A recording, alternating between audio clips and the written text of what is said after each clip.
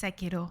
I avoided playing this game since its launch in 2019 out of fear that it will be too difficult for me. I've always said I'm not good at Souls and Souls-like games, but there's something about that genre that is just so intriguing to me. To die over and over, but not giving up and getting better and eventually beating the game, the feeling of accomplishment is something no other genre gives. The only other From Software title I played was Elden Ring, and I cheesed it with the absolutely broken pre-patch Sword of Night and Flame. The only other Souls-like games I've played are Code Vein, which has in-game AI companions, so it's a lot easier, and then I played Lies of P, a beautiful game which again I cheesed with broken throwables. Sekiro was different. Sekiro was a challenge. You can't simply cheese Sekiro, you have no option but to get good. Sekiro takes place in the Sengoku era Ashina. It follows the story of Wolf, a shinobi bound to protect Kuro, who is a descendant of an ancient bloodline that grants him immortality. Genichiro, the current leader of the Ashina clan, kidnaps Kuro, hoping to use his blood to create an immortal army to save Ashina, which is on the brink of collapse. Wolf makes it his goal to rescue his lord. Nothing can stop him, not even death. The story is fairly easy to follow, unlike other From Software titles. The story isn't exceptional, but is still very interesting. I definitely enjoyed the portrayal of the relationship between Wolf and Kuro. The other characters in the game are also very memorable.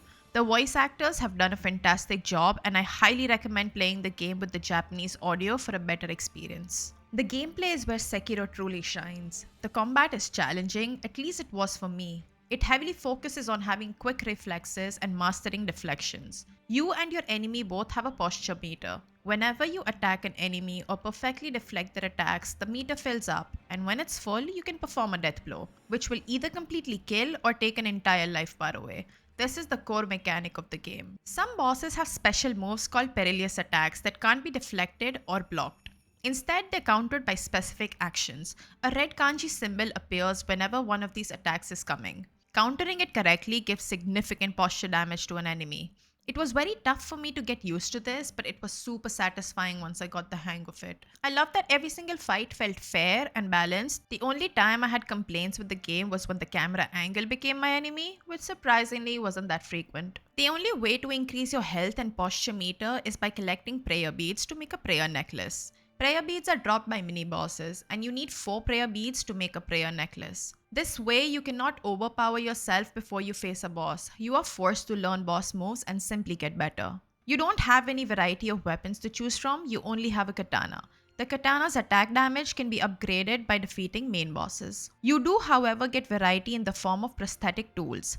Wolf has a prosthetic arm with a grappling hook which helps you travel vertically by grappling onto specific things. But there are also 10 different prosthetic tools to find in game that aid in combat. Apart from the grappling hook, they're all upgradable using crafting materials and money and require spirit emblems to use. Using prosthetic tools wisely can completely change how your fight is going to be. My personal favorite was to use the firecracker prosthetic to stun the enemies. While there are no stats to upgrade, there is still experience to be gained by killing enemies. Once you get enough experience, you're given a skill point that you can use towards your skill tree.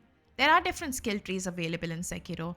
You can use skill points to get special moves called combat arts or improve passive skills like increasing the amount of spirit emblems you carry or even improve your stealth. Being a shinobi, stealth is an important part of the game. You can easily sneak around and completely avoid enemies or even perform assassinations. I found stealth to be very helpful against certain mini-bosses that had multiple health bars. I'd just sneak up and give them a death blow so I would only have to bother with 1 health bar.